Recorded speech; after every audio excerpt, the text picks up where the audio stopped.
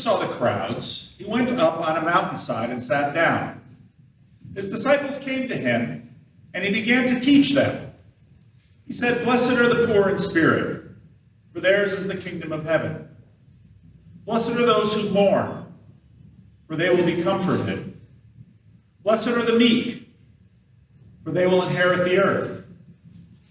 Blessed are those who hunger and thirst for righteousness, for they will be filled. Blessed are the merciful, for they will be shown mercy. Blessed are the pure in heart, for they will see God. Blessed are the peacemakers, for they will be called children of God. Blessed are those who are persecuted because of righteousness, for theirs is the kingdom of heaven. Blessed are you when people insult you, persecute you, and falsely say all kinds of evil against you because of me. Rejoice and be glad, because great is your reward in heaven. For in the same way they persecuted the prophets who were before you. You are the salt of the earth. But if the salt loses its saltiness, how can it be made salty again? It is no longer good for anything except to be thrown out and trampled underfoot. You are the light of the world. A town built on a hill cannot be hidden. Neither do people light a lamp and put it under a bowl. Instead, they put it on its stand, and it gives light to everyone in the house. In the same way, let your light shine before others, that they may see your good deeds and glorify your Father in heaven." Is this the man John the Baptist was waiting for? We met John last week, and he was like an apocalyptic Old Testament prophet that strode out of a book. He was like John Brown before the American Civil War. He was expecting fire and brimstone. He was expecting the present order to be torn apart. He was expecting that God would reach out of the sky to reward the rigorous, burn up the chaff of the religious leadership, and scare the wobbly straight or into the furnace with the unjust. And now we get this Jesus in the way that he starts this Sermon on the Mount. Now, the Sermon on the Mount is actually one of the most controversial things Jesus ever said. And you'd think after 2,000 years we'd sort of have this thing figured out by now. Craig Bloomberg, a New Testament scholar, says this about the sermon.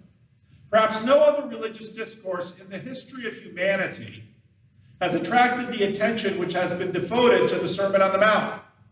Philosophers and activists from many non-Christian perspectives have refused to worship Jesus, nevertheless have admired his ethic. In the 20th century, Mahatma Gandhi was the sermon's most famous non-Christian devotee.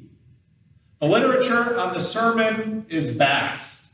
And when he says that, I doubt that many of you have any idea. In fact, one person, every Saturday I release a rough draft of this sermon on my YouTube channel. I like that because I get a lot of comments from it, and it helps me sort of figure out how I want to alter the sermon for Sunday. One person writes, could you recommend a book on the Sermon on the Mount? I gave him Dallas Willard's The Divine Conspiracy, but there are so many books on the Sermon on the Mount. You wouldn't believe it. One recent survey has itemized 36 different interpretations.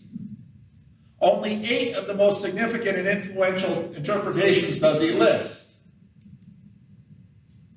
Another person, Virginia Stem Owens, who used to teach at Texas A&M in the 1980s, she wrote for the magazine The Reformed Journal. She decided she taught English to students at Texas A&M, and she decided one year to give out copies of the Sermon on the Mount, completely apart from the Bible, to give it to her students and ask her students to write reaction papers to this book of literature.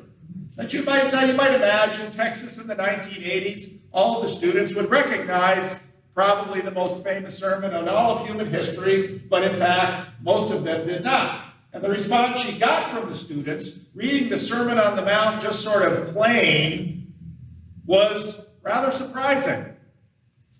Why were these students so angry at what they had just read, and so blithe in their dismissal of it? My own introduction to the Sermon on the Mount as a child in Sunday school had been accompanied by pastel poster illustrations of Jesus sitting like a patient Mr. Rogers on a green hillside surrounded by eager pink children. It had never occurred to me either to be angry or to turn away from such a scene. As I read on the student papers that it was, the answer to the first part of my question became quite clear. To wit, the stuff the churches preach is extremely strict and allows for almost no fun without thinking it is sin or not. I did not like the essay, Sermon on the Mount. It was hard to read and made me feel like I had to be perfect, and no one is. The things asked in this sermon were absurd. To look at a woman as adultery, that is the most extreme, stupid, unhuman statement I have ever heard. At this point, I began to be encouraged. There was something exquisitely innocent about not realizing you shouldn't call Jesus stupid. This was not exactly intellectual agnosticism talking here, usually the perceived foe of the faith. It was just down-home hedonism. It was Herod watching Salome dance.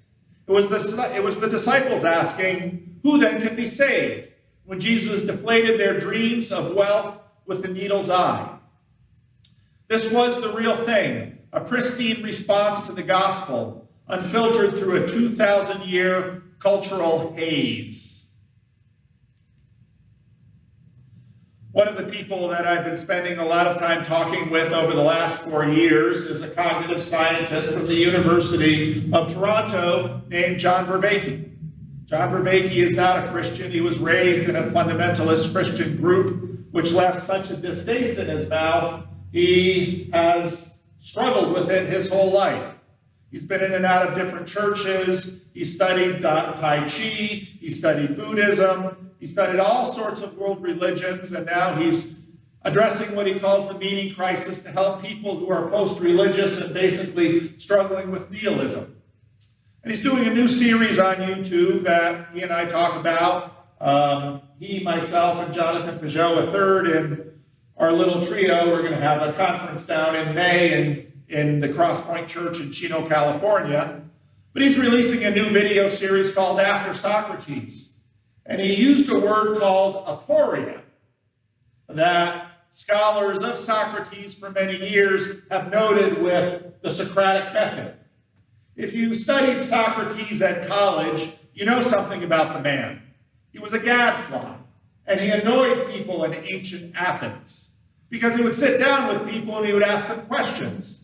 And he would say, like in Plato's Republic, he would ask them a question, well, what is it that makes one person good and one person bad? Well, it's because there's good people and bad people.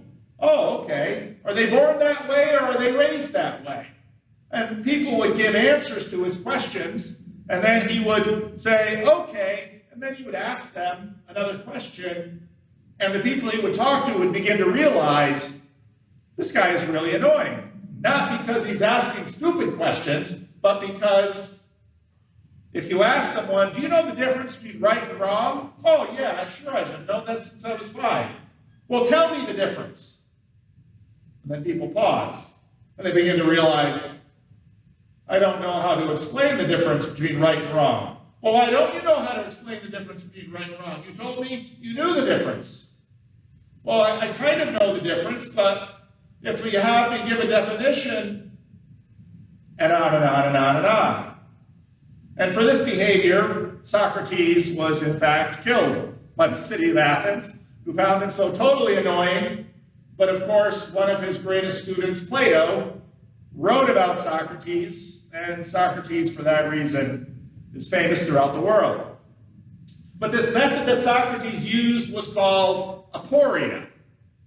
It's an unsettling, disorienting, dissonance-creating rhetorical method to break the audience's preconception in order to ready them for a new way to think and to be.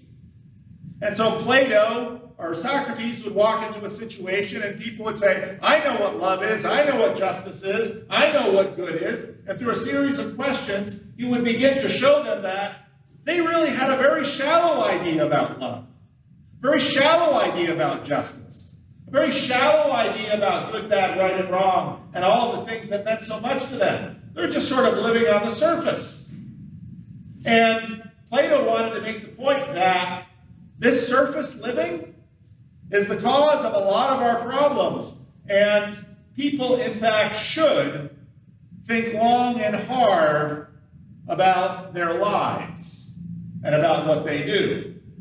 Because most people are sort of a mile wide and an inch deep. Aporia has been used by Socrates and just about everybody else since to sort of break people of facile, shallow, unexamined assumptions about life. Now, the Beatitudes that we read sound lovely, and you'll often hear them read, quoted, alluded to in our culture because people say, well, these are ideals. These are so lovely. But as I noted out with Craig Bloomberg, actually, if you start to ask questions, are these prescriptions? Are these rules? Are these descriptions? A lot of this stuff sort of falls apart. And as this woman who taught at Texas A&M noted, give it to a bunch of college sophomores and ask them to analyze it, well, they'll kind of have a fit.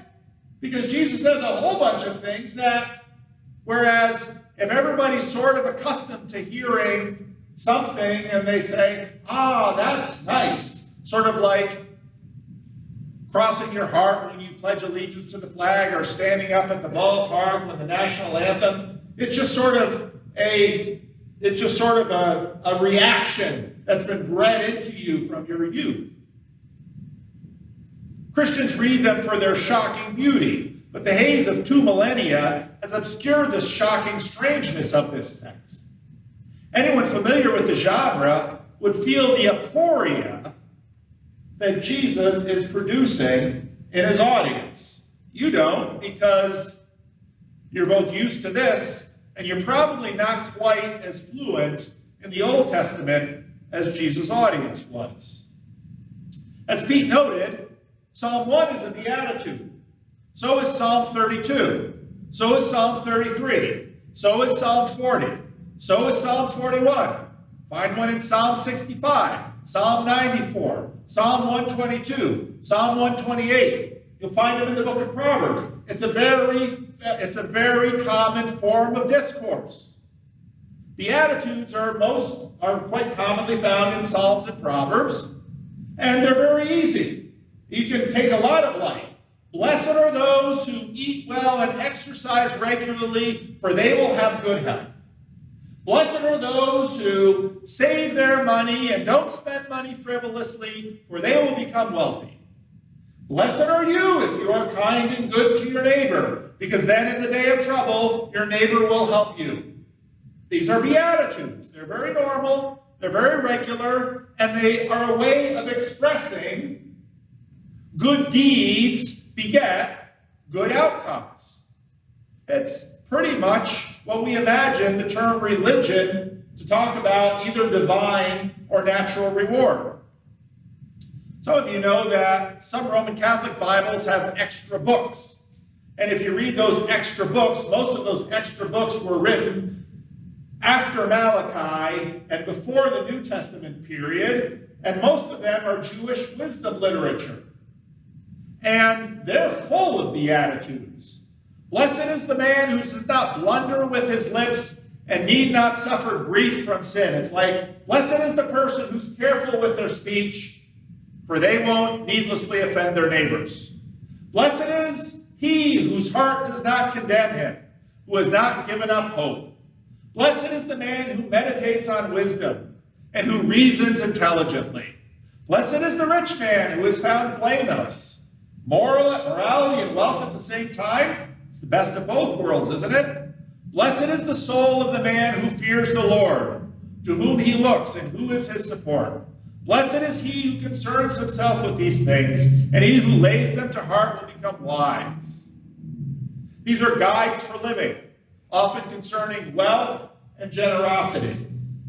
And if you're familiar with this, and then you go back and take a look at Jesus' Beatitudes, things get very strange.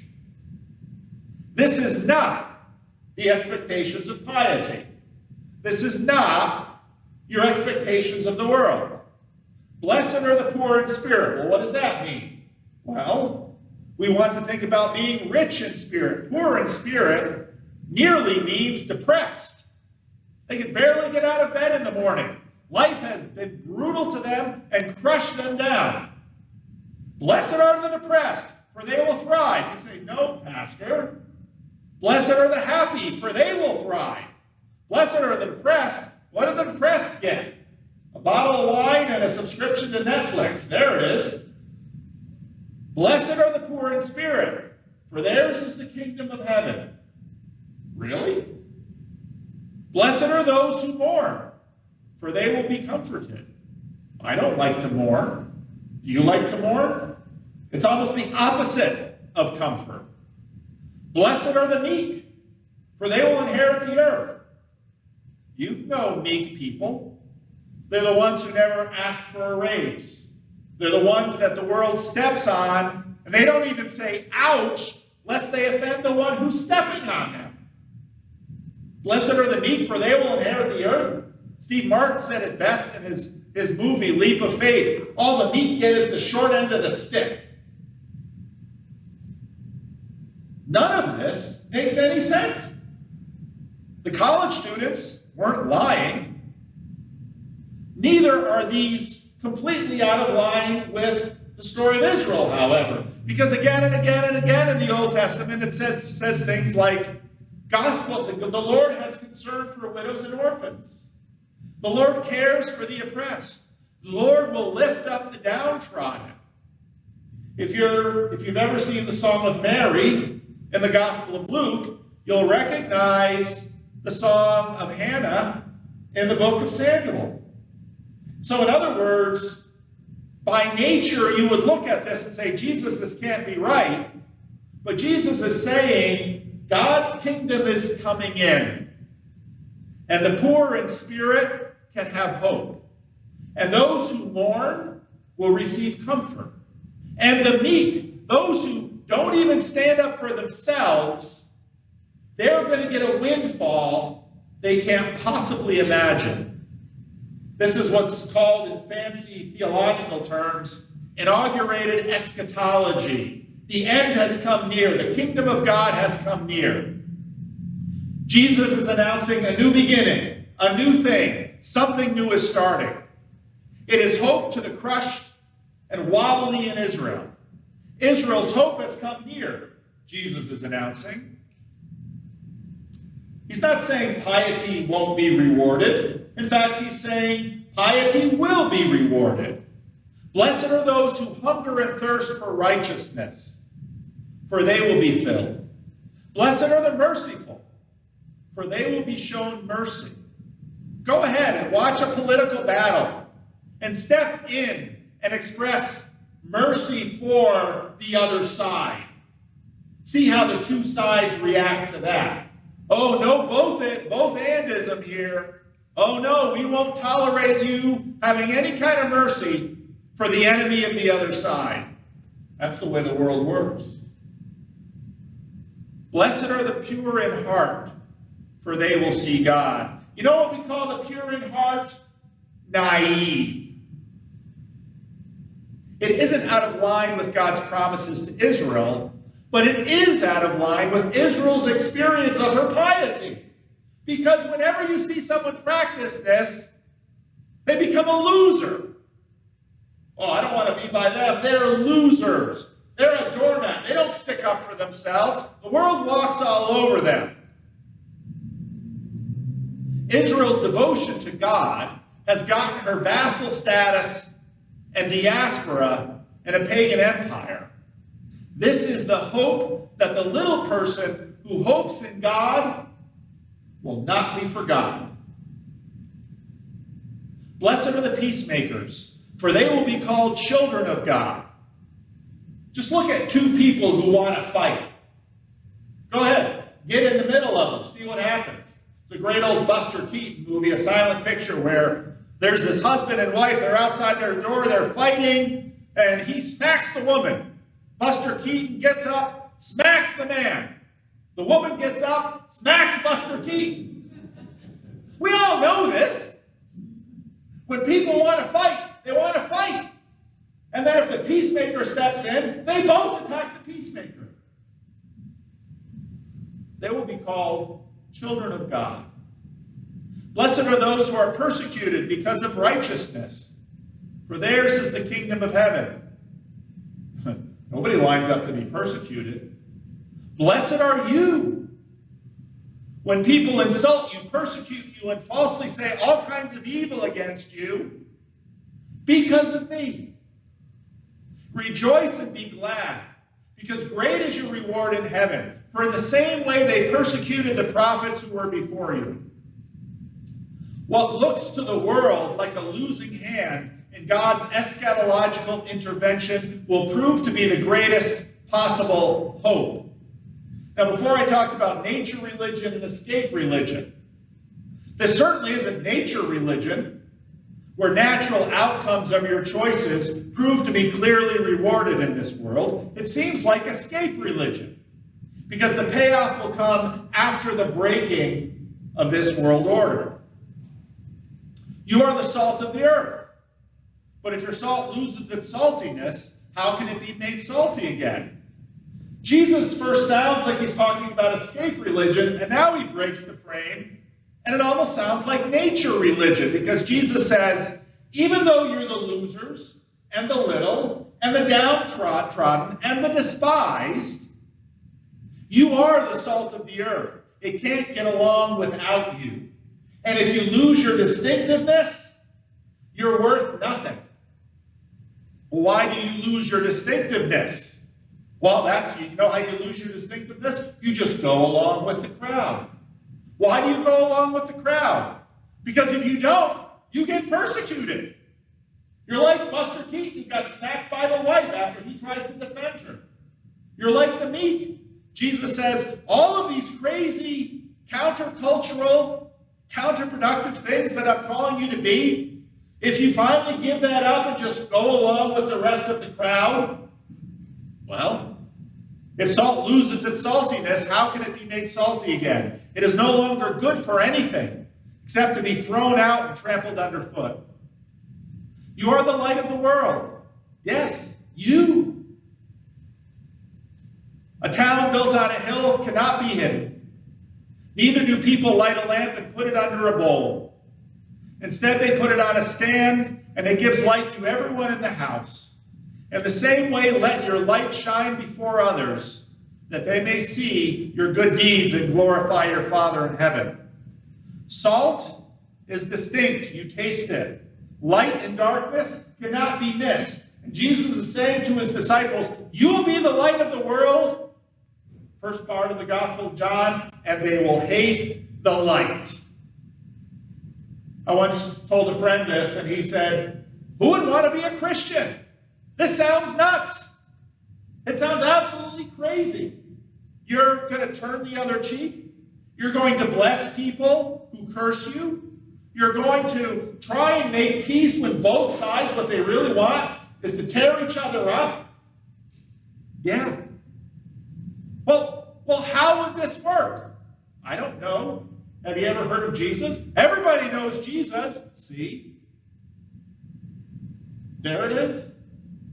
The students who don't know anything about Jesus read his sermon and say, this is nuts. But go to anybody who has any education, who's Jesus? Well, he's a great moral teacher. Really?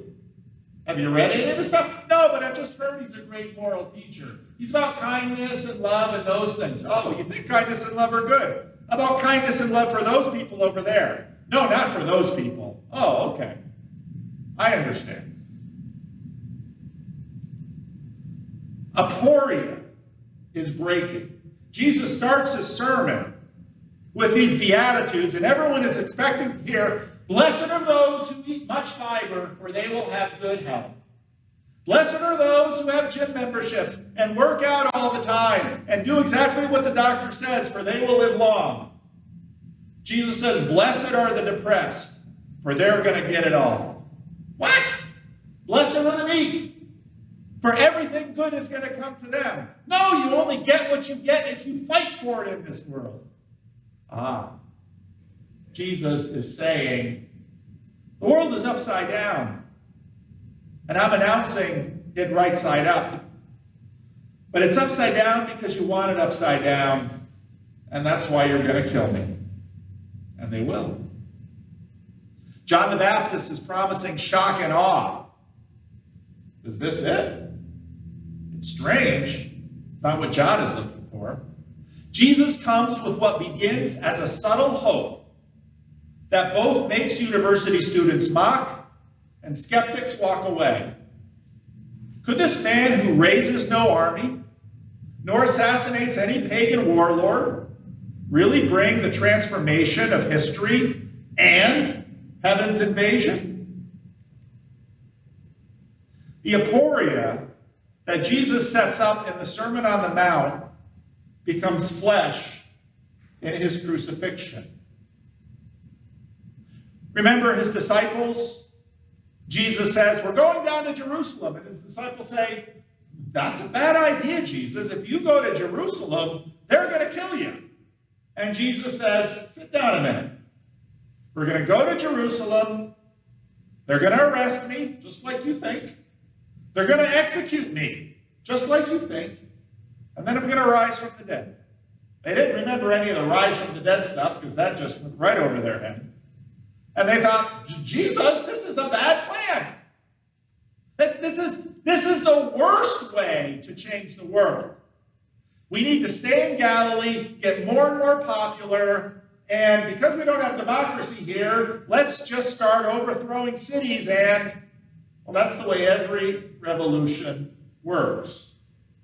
And so then when Jesus says, "I'm going to Jerusalem," and he goes, and what everyone knew would happen happens. When Jesus is executed, just the women and young, John and the women, stay by the cross because they don't bother basically arresting children and women. And the men all hide, and they fall into despair because they had such hope for this man. And then he went and did this stupid, stupid thing. But was it stupid? If I mentioned the Bar Kokhba revolt in 135 AD in Judea, most of you say, "Never heard of that." I can name 2 or 3 Jewish revolutionaries at the same period of time who tried to overthrow Rome. You don't know their names. But Jesus, oh yeah, Jesus, he's like a great moral teacher. Oh. Seems his plan worked. The disciples are scattered and despondent. Poor in spirit gets the Roman cross. The meek get the business end of the stick. The merciful, he's not shown any mercy. The peacemaker, well, the Romans and the Jewish nationals were really itching to go at each other. They hated each other, but they could temporarily agree for a truce so they could stop long enough to kill Jesus. The peacemaker is brutally mocked and killed. That's aporia.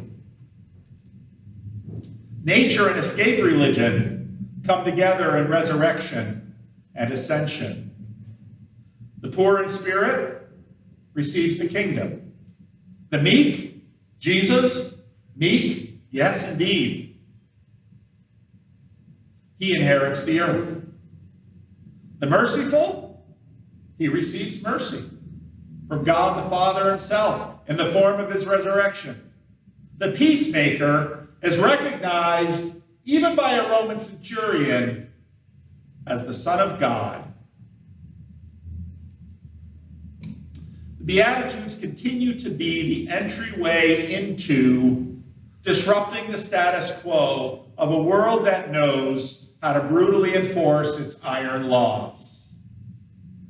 It continues to give us hope that following Jesus, living his life, receiving his baptism, dying like he did, will bring his resurrection. Read the Beatitudes. Go and do so. Let's pray.